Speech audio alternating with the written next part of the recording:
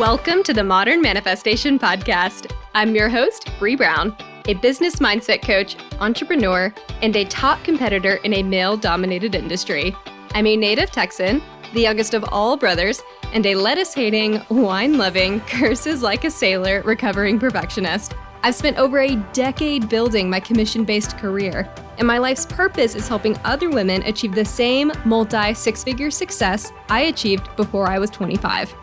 I have a passion for helping women with mindset, money, and manifestation skills to help every young woman realize her full potential.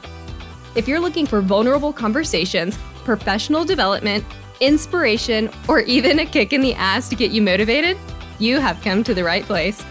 Thanks for checking out the Modern Manifestation Podcast. Now let's jump right in to today's topic.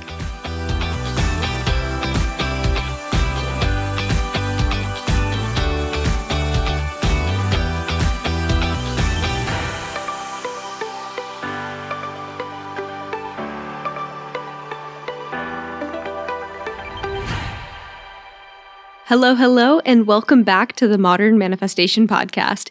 In this episode, we are going to talk about branding, because branding is a huge part of your identity. And as I always say, you are manifesting your identity, who and what you are. But that also includes how you are perceived by others and how you go about presenting yourself to others. Because at the end of the day, we're all selling something, every one of us. Whether it is our firm or our company, a product, a service, your reputation, the service that you can provide to an employer, we're all trying to sell something at some point. So I think it's important that as we talk about manifestation, we also look at how we are being perceived and what our branding and image is. And a lot of you that have actually reached out to me via Instagram are business owners. So I thought bringing in a branding expert would be great for anyone that is either looking to start a business or may have their own or potentially just wants to bring a new perspective to your current company, right? Maybe y'all are having discussions about branding or there's some conversation that you want to weigh in and have a little bit more feedback to bring. So I am so excited about today's speaker. She is a branding guru, and I wanted to bring her in because of her experience working in an executive role within the corporate world before starting her own business, right? So whether you have started your own business or you are in the corporate world, she can really speak to both in this conversation. So with that, I introduce you to Aleya Harris, owner and founder of Flourish Marketing. Good afternoon, Aleya. How are you? I am good. How are you? Great. Thank you for asking. It's getting a little warm in Texas, but I know you're from California, so I'm sure the weather is much nicer over there. Yeah, California it's 70 degrees and sunny out here. I am really jealous of your 70-degree weather. I'm not going to lie. Well, I know branding means a lot of things to a lot of different people, so I would love it if we could just kick things off with you describing to the audience what your specific niche is within the branding world. Sure. So my name is Aleya Harris, and I am the owner and founder of Flourish Marketing. We are a marketing agency that helps business owners make money doing what they love. I particularly love working with women-owned businesses because often we might make money, we're trying to side hustle, we're trying to become business owners, we're already business owners, but we aren't able to truly tap into our revenue-generating potential because you don't market. And often people try to market, but they're like, I don't really know how to market. I think that I need to post on social. So we help them transcend that to develop real strategies. And also we do copywriting, web design, social media, all of the above to make sure that people can turn their talent into treasure. How did you get into branding? And then why did you become so passionate to start your own business? I actually am doing something that I went to school for, shock and awe. I went to the University of Southern California and I majored in business. And then I had a minor I guess it was an emphasis in marketing. And I worked in, the fashion and the cosmetic industries. And I was like, I don't know about that. Then I actually went to culinary school and became a chef. And that was when I learned the beauty of having a trade and having something that no one could take away from you, being able to feel that sense of accomplishment and confidence that comes from being able to do something with your hands and having a skill. And then I, rose to the ranks and became an executive, a head of marketing for a large corporate food service and facilities management company. And then I looked around and I said, you know what? I have this experience. I've made money. I've owned a business before, but I want to get back in touch with those who are still in the beginning stages of bringing their passions to the forefront. They're trying to really manifest their dreams or trying to make it all happen. And how do I do that? Well, I opened up my own business. And so then here we are today. And I love it because that's exactly who I get to work with. People who are trying to do really great things in the world and be great to other people and at the same time make money, because just because you're doing good things doesn't mean you have to be broke. I am not a believer in that. I think you can help other people do good and do good for your bank account at the same time. Yes. And you hit on such an important point. There are a lot of people that tend to put together in one little box that if you are a person that is wealthy or a person that has monetary abundance, then you could also be a bad person or you're normally a bad person. It's like, no, you can do good shit in this world and make money. Absolutely. It's all about your mindset around the money. You hit on something in terms of entrepreneurism and how you were working for corporations. You were tired of all of the things that came with that and then stepped outside and decided to own your own business. What really helped you get to that decision-making point? And then what was this telltale sign for you where you were like, I'm ready to step out of this corporate box and into my own business? Well, Brie, I would love to sit here and tell you that it was a voluntary decision, but it was not. I was laid off. But I will tell you, it was one of those layoffs where it was not only a blessing in disguise, but it was literally something I had been praying for. So this is how my prayers went while I was still working my full-time job. And I had golden handcuffs. I was making good money, but I was like, but I really want to leave. So my prayer sounded something like, hey, Father, Mother, God, please give me the ability to take this. Because I started the company before I left. Please give me the ability to take this, so I can match my income, and then I'll quit. Then I'll quit. I promise I'll quit, but I hate it here. I hate it. But then I'll quit, I promise. And it wasn't because I wasn't able to focus on it. And so my business was not getting to the level that I needed it to get to, because you only have so many hours in a day. And it's not like I just had a part-time gig. I had a full-time job that was even more than, 40 hours. Who even works 40 hours anymore? More than 40 hours a week. So God heard my actual prayer underneath the prayer, right? God, the universe, I like to say Father, Mother, God, the light, whatever you want to call it, heard the actual prayer of, I don't like this and I'm scared. That was what the prayer really was. I don't like what I'm doing right now. I know I want to do something else. I know I want to help people. I know I want to connect with people, but I'm scared because I don't see it yet. Mm-hmm. I don't see the financial blessings yet. I don't see them in my hand. They're not in my pocket. And I don't know what I'm going to do. So keep me here until that everything feels super comfortable. And unfortunately, that's not how life works. That's not how change works. In order to really move forward, you have to go outside of your comfort zone. So the universe was like, okay, girl, we got you. Boom. So, and it was totally unexpected. Like, my company had just spent $10,000 on me to get me certified in the certification that I adore now, the StoryBrand certified guide that I am now. They had just spent $10,000 to do that. Then they laid me off 2 weeks after that. So it was not like I saw this coming, right? But I should have, because then I used that certification to help me build my business. The problem came in the transition, because I had to really have a quick moment of realization after I got laid off of I was ready, even though my bank account wasn't ready. And really what the issue was is that I had a lack of confidence.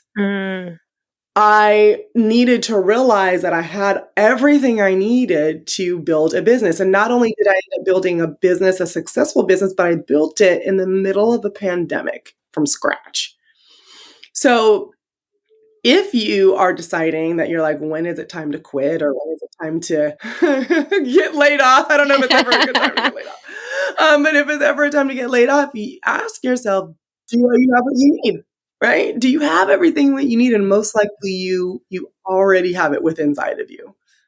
I love that. And I think I can't tell you how often this conversation comes up for myself and others where they are talking about this desire to leave a corporate job, either in pursuit of their side hobby or even to leave their current job for even another position at another company. And when do you make that decision? And I think it's interesting too that in a way, you were kind of forced to make this decision. It's like you were Yeah. clear, you had the clarity in what you wanted. You wanted a certain list of things, and you had an expectation that once I hit this certain threshold, we're good to go. I'm going to go ahead and just focus full time. And yet the universe was like, or God or love or whatever you want to call it, was like, actually, I think the lesson you need to learn right now is that self-worth, that confidence thing. So I'm just going to push you off the ledge and you're going to fly and it's going to be beautiful. And yet depending on the mindset you have when that happens, you could either take that as this is a really beautiful moment for me to explore this new thing for myself, or I could take this as the universe saying that I have no business being in this world. And it's wonderful that you took that in the positive way. It's like, no, sometimes I think it's Gabby Bernstein that has that beautiful quote where she says something like, obstacles are really detours in the right direction. It's like, that is so true. Absolutely. The universe actually works everything out for your good. Absolutely. And I know you talked a little bit before I press record. You mentioned whenever you were within corporate, you had this identity about yourself and you felt that you were a part of this, just by nature of working for corporations. There are certain expectations, there are certain brands that the corporation expects you to have. And you can call that being in a box, or you can call that just not really honoring your authentic self at times. So I'm curious if you could talk to the audience about what brought you the foresight to step out of that. And then how is that different now that you're an entrepreneur and trying to cultivate this new identity? Yeah, that's absolutely a great question. One of the things that I had to notice is that I was in a box.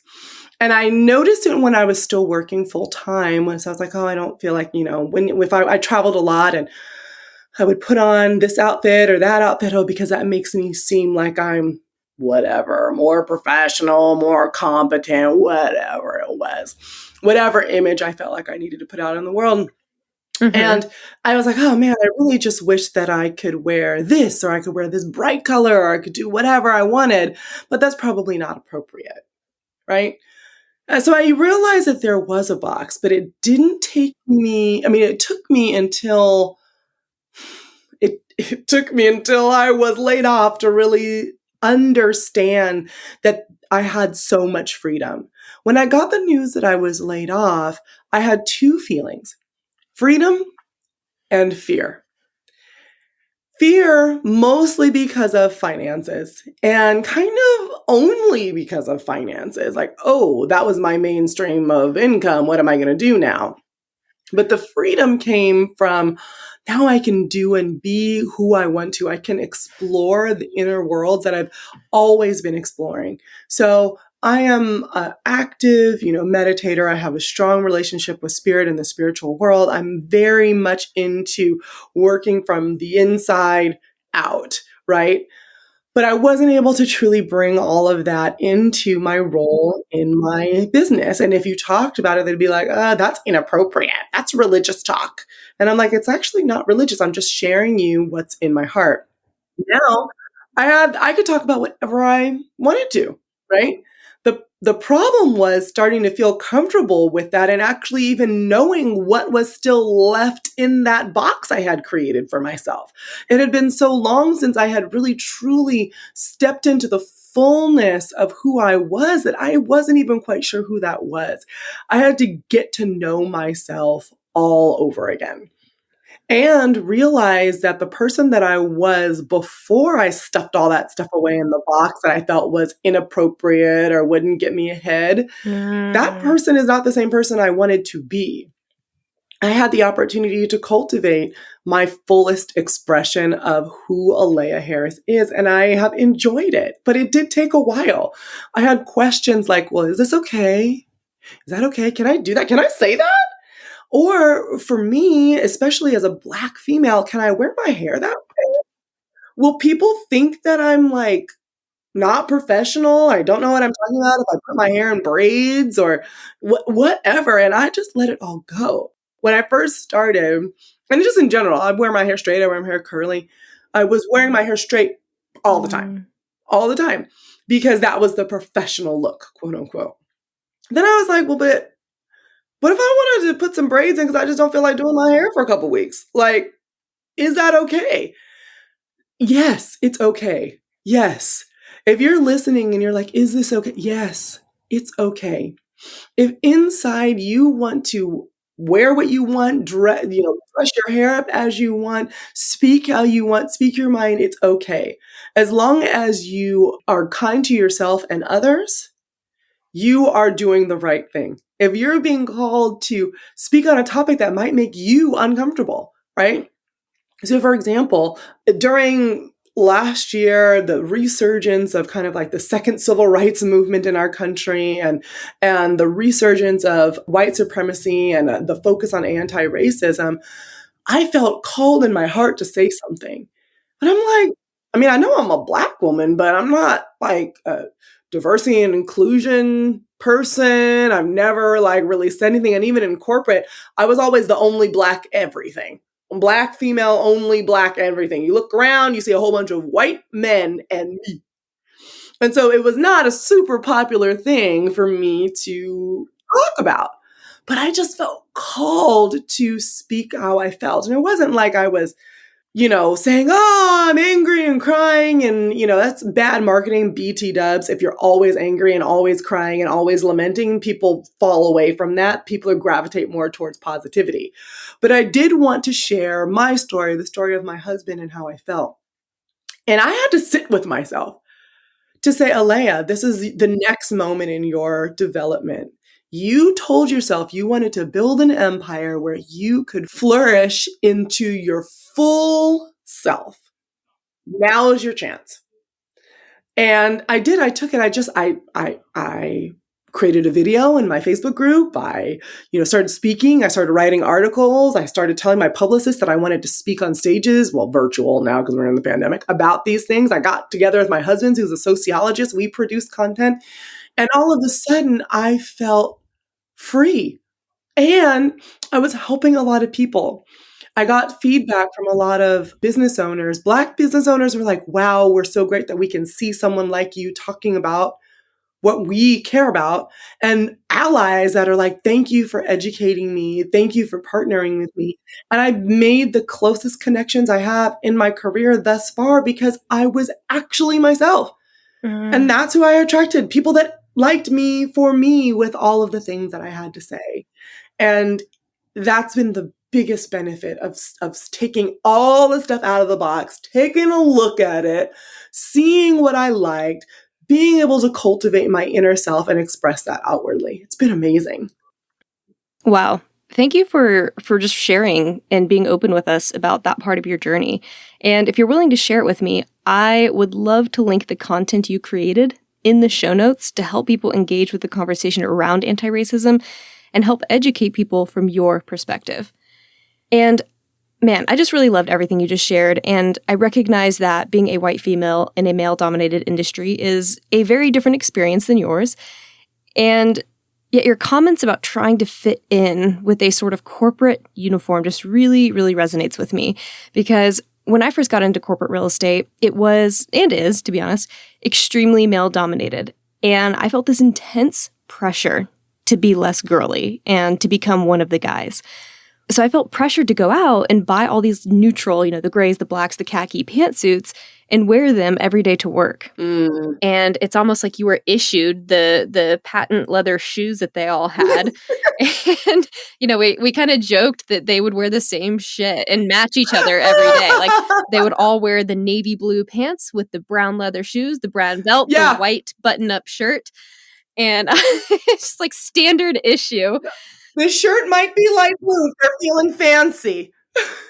Might get crazy with some pinstripes and call it freaking Wacky Wednesday. Woo! So here I am avoiding bright colors. I'm toning down my voice, thinking that I just need to buy more pantsuits. It's almost like I was trying to masculize is it masculize? It's not even a word.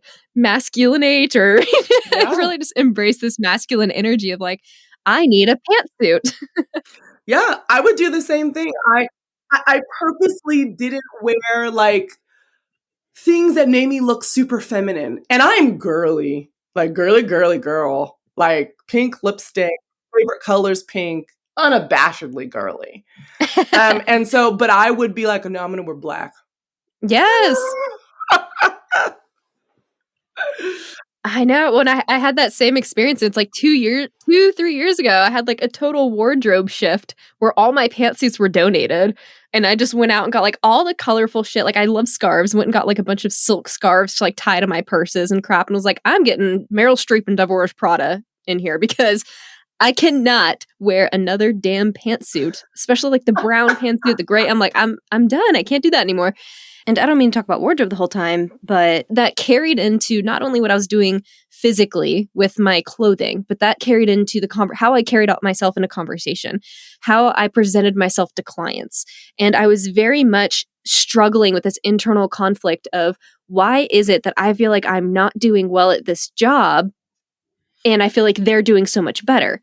And a big part of that was just the mindset. It's like, well, you are doing it as well as they are. The problem is that you don't feel true to yourself. And so you don't feel like you're doing a good job because intuitively we know that we're not honoring something in us. Yes. And we're not being congruent with our person. And it's like, when I finally realized that, I was like, I can be successful in this doing it my own way. And yes, they're not going to get it and they're not going to understand. And yes, I'm going to talk spiritual shit like manifestation and they're going to write me off in some cases. And that's fine because it's working for me and I'm going to continue down it in this path. And when I finally realized that, it's like I stripped off the layer, like literally these pantsuit layers of clothing and just stepped into like, okay, new wardrobe, new me. Like I'm just embracing who I am. And it's really like you're just stepping into your own personal brand that's always been there. Absolutely. How does branding just relate to everything in life, and why is it so important for people to keep to the forefront of their minds?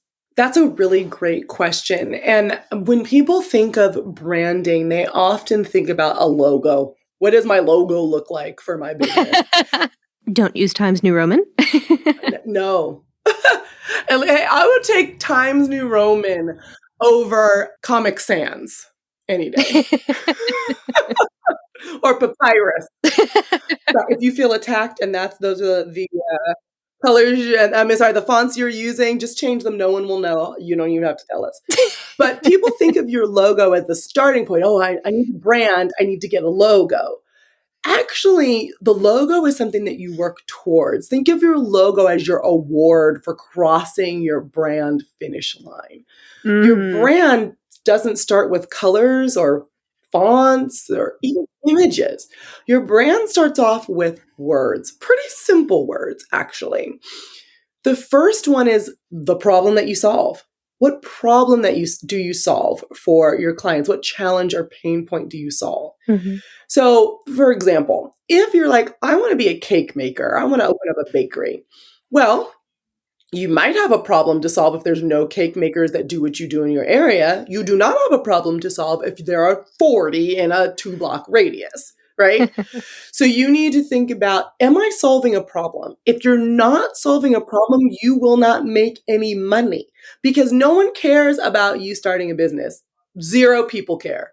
People Google things because they are concerned about how to solve a problem. They're going to type in that search, bakery near me. And if there are 20 and you can't stand out, then people will not buy from you. So that's the first thing. What problem do you solve? The second thing is, how do you solve it better than anyone else? Mm-hmm. Because there's really nothing new under the sun. And you need to get your ego out of it and realize that coaching business is not new. That framework that you're using, that you spent hours and days coming up with, probably is still similar to somebody else's framework, right? But how do you do it better than everyone else. And how do you communicate that value? You need to be clear on the problem that you solve and how you communicate that you're the one to solve that problem for other people. And then you make it really easy for people to buy from you and to know how to buy from you. What is the buying process like, right? Then the fourth thing that you need to consider is, what is the transformation I give to people? So the transformation could be something super small. Like if you decided to start an apparel line, the transformation could be going from looking frumpy to feeling, frumpy and not confident to feeling confident and sexy, right? But it's an internal transformation. What is that internal transformation that you provide for people? Those answers to those 4 points will enable you to come up with the fonts, the colors, the logo, right? They'll even determine how you market your business. Because if you decide, actually, the problem that let's take a lingerie line, and you think that the problem that you're solving is women wanting to impress their significant other by putting on something sexy. And then you actually talk to some people who could be your ideal customer, and you're like, actually, they don't even care about anybody else. They're buying this because they look in the mirror and they want to strut around. They want to feel sexy in them themselves. Well, then you're not going to say in your marketing ads, get this for Valentine's Day so that special someone will be all over you. Nah, you're going to be like, girl, buy this on a Tuesday and wear this underneath that ugly power suit. So no matter where you are, you feel sexy, right? It's totally different, totally different. If your client is truly the client that wants to feel sexy for themselves when they buy your lingerie, they are not going to buy if that ad, the first ad talking about feeling sexy on Valentine's Day, it's not going to speak to them. That also changes the way that your website is laid out and the photos that you use, as opposed to using sultry, sexy women in compromising positions. You might have photos of women that are, dancing on top of their bed in their sexy, lacy pajamas, or putting on a pantsuit and have their little sexy little bralette underneath, right? And they're like smiling and they're putting their stuff on. They're like, yeah, no matter what, I feel confident. I am me. Totally different branding approach. But you can't start there. You can't be like, well, what images do I want? How do I get a photographer? Oh, I need a website. All of the work, just like any true manifestation, starts inside. So you need to be like, who am I? What service am I providing to the world? And then what packaging will communicate that service to other people? And that is branding, as long as you don't use papyrus or Comic Sans. I love that. It's like branding is the external manifestation of what's going on with you. Absolutely. And how you operate in the world. Because one of the biggest mistakes I see a lot of new business owners make is they get super excited about what they're selling and they talk all about themselves. So if you were a jewelry maker and you're opening up your Etsy store, you started talking about, I love making jewelry. I've been making jewelry for this long. I made jewelry for my kids. I made jewelry for my cat. I made jewelry for my dog.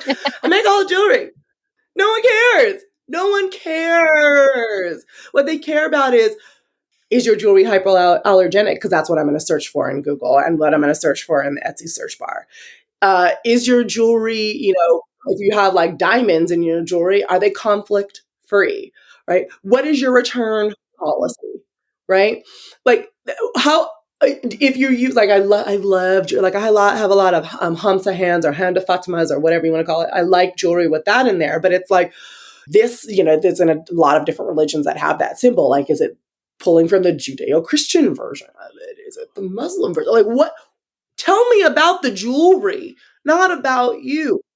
When you open your mouth to talk about yourself, it should be in relation to the jewelry. So if you've been making jewelry for 10 years, you talk about over the course of my 10 years as a jewelry designer, I have seen it all. I've made crowns for queens and collars for puppies. But here's why in my 10 years, I've learned enough that you should want to buy jewelry from me. That's how you should be talking about your business, always from the perspective of how you operate and serve in the world. So love that. So many wonderful points there. I think you hit the nail on the head with Yeah. branding as a holistic approach, really.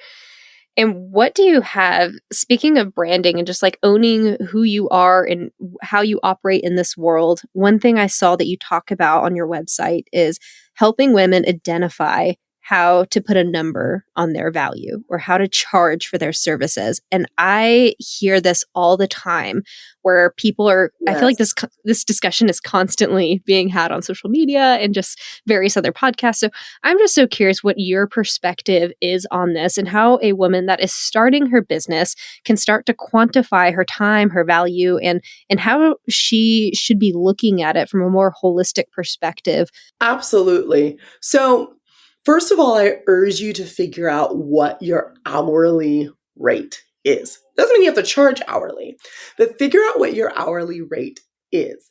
I was farting around and not doing this for myself. So I just was like, okay, I'm charging for this service, but I'm trying to up level my services and increase services and doing all this stuff. I'm like, how much should I charge for that? I had a baseline, but I don't know what to do. And so I figured out my hourly rate.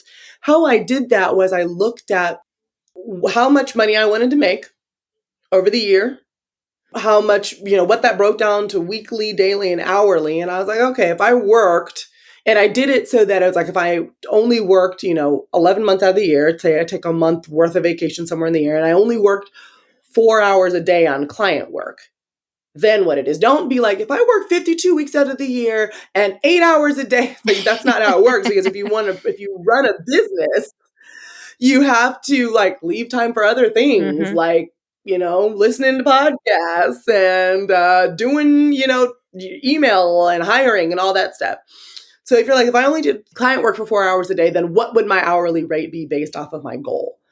Then you look at that and you're like, okay, how long does it take me to make that jewelry? How long does it take me to write that website? How long does it take me to do that consult call for that client? And that's the bare minimum you charge. Someone comes to you and you say, well, my hourly rate in your mind, you never tell them your hourly rate. In my mind, I'm like, okay, my hourly rate is, I'm going to pick something low, $100 an hour. And that's low. So if you heard me say $100 an hour and you were like, oh, never, check yourself. $100 an hour is low. Depends on what industry you're in and what you're doing. But if you're only working for 4 hours a day for 11 months out of the year, $100 an hour is actually not that much money. So you're like, okay, $100 an hour, and they want me to do a project that's 5 hours. It's going to take me 5 hours. So that should be 500. But I also have this certification that they're really going to need me to lean into. And I know that that's why they came to me. So now 700, right? So you have your starting rate and things on top of that just grow. The difference between being paid not what you're worth and being paid what you're worth is the story that you tell. So I give this example all the time, and I probably need to get another example, but it works. So if it works, it works. So you can buy a Coach purse, good, solid quality purse. In fact, Coach has some of the best leather around, right? Especially good mass marketed leather. You can buy a Coach purse. It costs you maybe $300, something like that. Let's say that. Not a cheap purse. Or you can buy a Louis purse. It costs you about $1,000. It's not even real leather, but it's $1,000. It's $700 more than that Coach purse. That might even be real leather. Why? Well, the difference is the story. It's the status. It's the symbol. It's what they've told you that it means to own a Louis purse. They've all fit your wallet, phone, and keys, right? That's not the issue. The issue is the story that has been told, and that story increases the price. So your pricing is a marketing decision, not just a financial one. And it's not really, it's like you want to make sure you're not like everybody else is charging $20. I'm going to charge $500. No, don't do that. But it's the story that you're telling that will help you demand more for what you're worth. So if you say something like, let's pick another business. I like this because I don't know who's listening, so I'm trying to hit all different areas. Let's say you're starting a lipstick line. I'm a big lipstick fan, so this is going to be fun. You're starting a lipstick line, and you have all organic ingredients. They're made in small batches. They're humane. They're vegan. They have colors for all skin shades, and they're long wearing, right? If I'll buy. that's you, DM me because I want to buy. Right, so let's say on your website, all you play up as your marketing is, we have so many shades. Look at all of our colors, and we're super fun, and we're new, and we're exciting. That's a $10 lipstick. If you play into the rest of the story, that's a $50 lipstick. Have you ever bought a Chanel lipstick? $50. And they're writing on their name. You have a lot of things that you can use to pull up the price, which means that you increase your profit margin, which means that you can scale, which means that you can grow. When you get into a business, you're not just trying to make money from a hobby. You are a business owner. Your goal should be to work on a yacht while somebody else is running the operations. You just need to get there. The way you get there is you charge enough for your services so that you can replace yourself and you can let that business grow, shine, and flourish. You let go of the control and you just grow. That's how you get there. I know you talk a lot about ditching fears and stepping into that abundance, which obviously with manifestation, we talk about that all the time too. Yes. So how do you talk to your clients about that particular issue, the ditching the fear, stepping into the confidence of starting their own business? And as a second part to this question, what advice do you have for the women? Like, what is the most important thing to do when you're stepping off into that venture? So ditching the fear, I actually don't know if that's a good idea. I'm going to tell you why. Ooh. So that sets up the mentality that you have to wait until you're not afraid to do it and that fear is bad. So one, you have to do it afraid. Girl, you just have to do it. You're going to be scared. I'm scared now and I have a successful business. I'm terrified sometimes, especially if I'm launching a new product or service. I have no idea. Is someone going to buy that? Who knows? Like I get scared all the time, but I do it anyways. You also shouldn't run from fear. You should run into it and understand the different qualities of it. Because there's real fear, like, ooh, I see someone with a gun, they might shoot me. That's real fear. Mm-hmm. Then you get fear like, ooh, I don't know if someone's going to buy from me. Well, that's not really fear. It feels like fear. But really what that is it could be unprepared. It could be a lack of confidence. It could be some type of lack of information. Right? And you dive into, you're like, oh, that's a different quality of fear. Sometimes your fear is, am I going to pay my bills? That's not fear. That's lack of self-belief. That's like, girl, you going to pay your bills and you will work until you will figure this out. Who said that you can't? Who said that you can't make $1,000 tomorrow? I was in that road, y'all. I started my business, really went full-time during a pandemic. And by the way, I decided it was going to be a really great idea to get a marketing agency for the wedding industry during the middle of a pandemic. I understand not being able to pay bills. But you know what? I never suffered financial lack because I understood the quality of my fear. I said, well, this is fear. So like, you got to be like, don't deny it. Be like, no, I'm scared, but what am I scared about? Actually, I'm really just not believing that abundance exists, that I'm tapping into the field of limitless possibilities. I was like, oh, there's no way that I can make $1,000 tomorrow. Do you know how many times I've made $1,000 tomorrow? And it wasn't because I'm like, I'm super smart. I was just like holding back. I'm just like, I knew how to make $1,000. No, it was because I said, well, what can I do? Right? I'm going to lean. I need to make $1,000 between now and Friday. What do I need to do to make that happen? Right? And and it was all in my business. I didn't do anything salacious, anything that threw me off of my integrity, anything that threw me out of who I was. But I just believe that, well, that $1,000 will come. I need to position myself where the $1,000 is located. So yes, you will be afraid. Yes, fear is okay. So instead of trying to figure out how to ditch all of the things that are holding you back, use them as stepping stones to pull yourself up to the next level and understand what they really are about and what they're really trying to tell you. I use fear as a guardrail sometimes as well. Like, am I scared of this because I'm getting like, ooh, danger, danger, danger. I feel uncomfortable. I'm kind of like, ooh, no, that's a guardrail. Don't go there.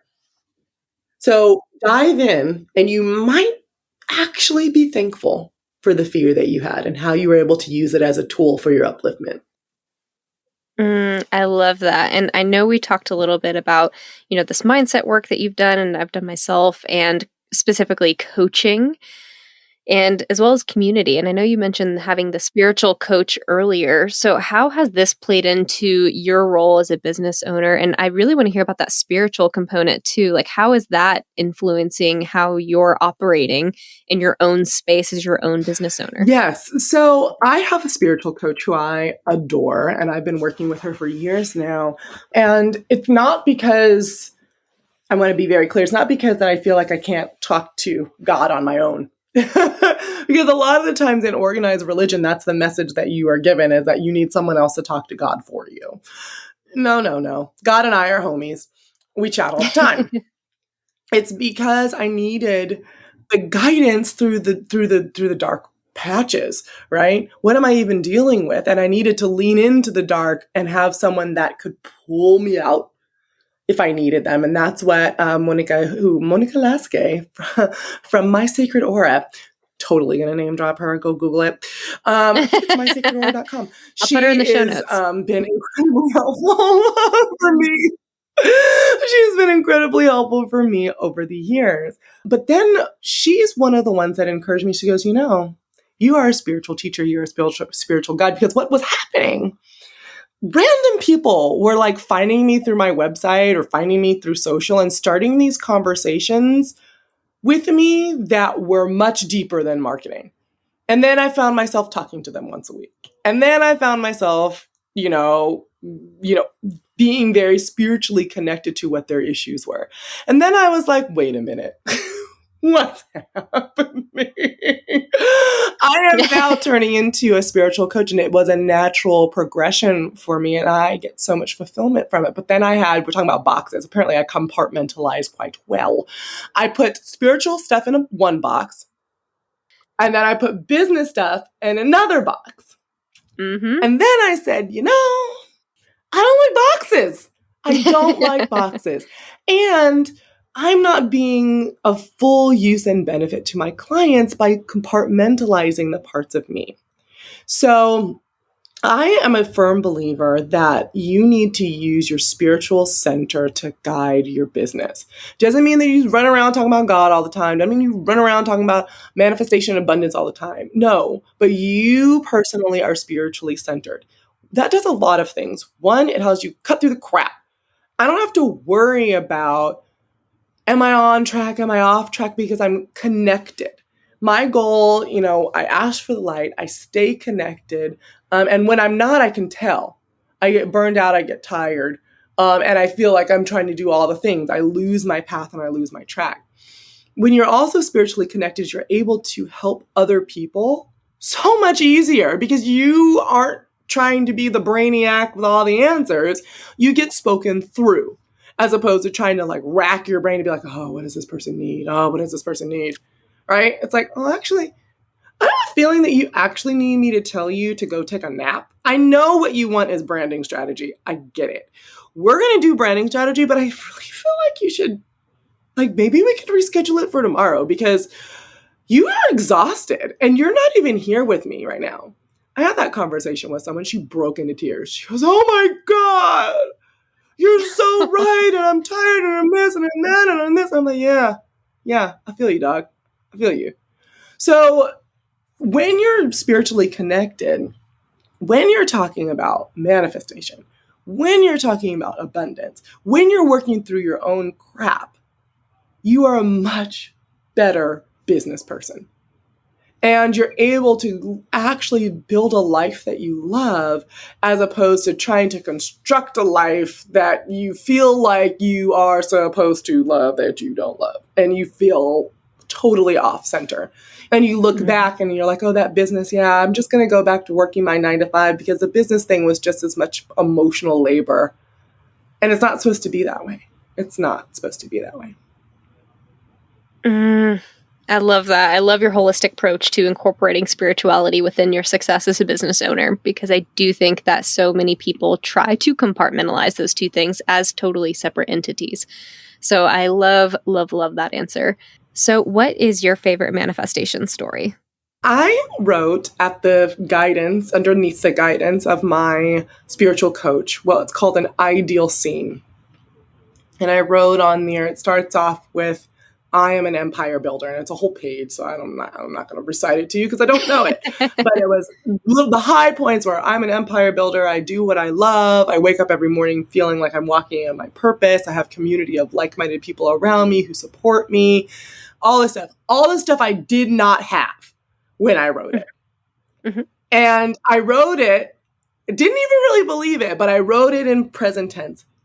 And then I programmed it, meaning that I said it aloud 100 times in a row. I put light around it. I embedded it in myself. I would say it every morning when I woke up.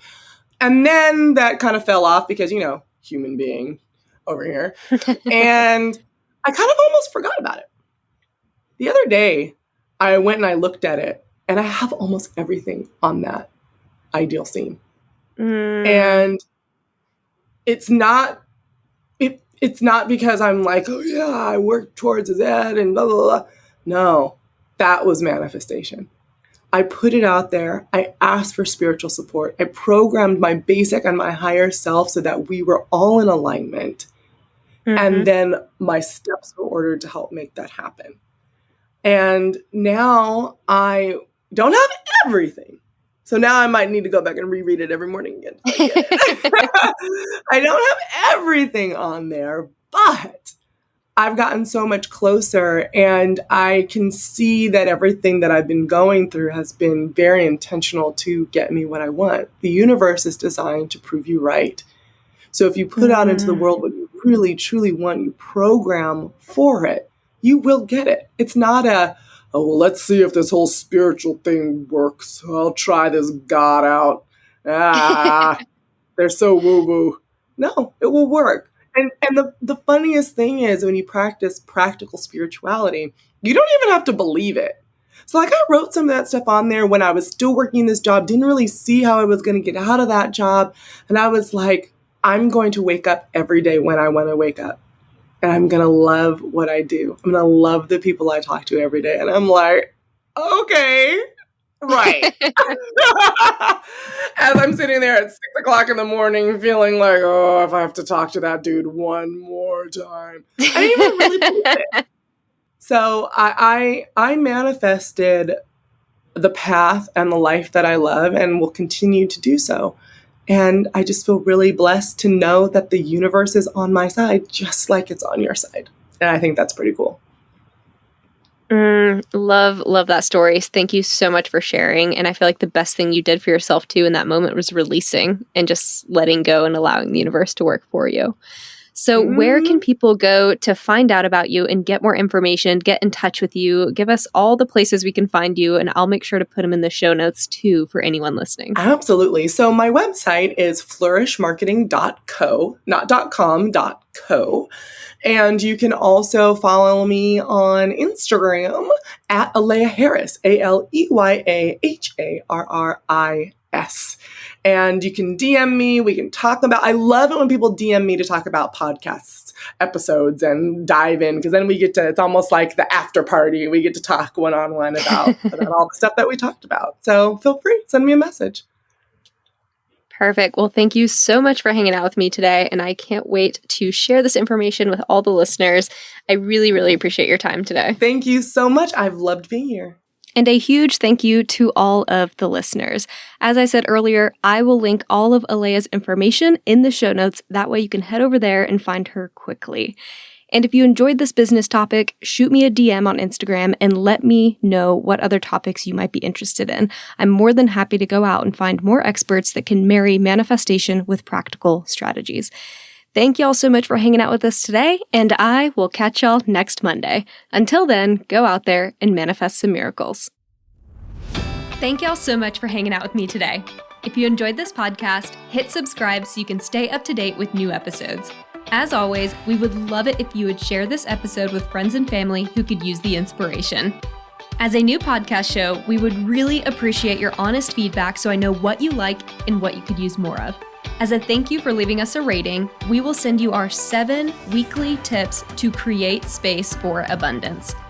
Make sure you screenshot your review and email it to us at hello@themodernmanifestation.com so we can send them straight to your inbox.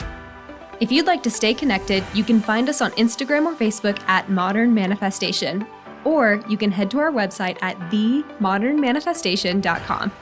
Thanks again for joining me, and I will catch y'all in the next episode.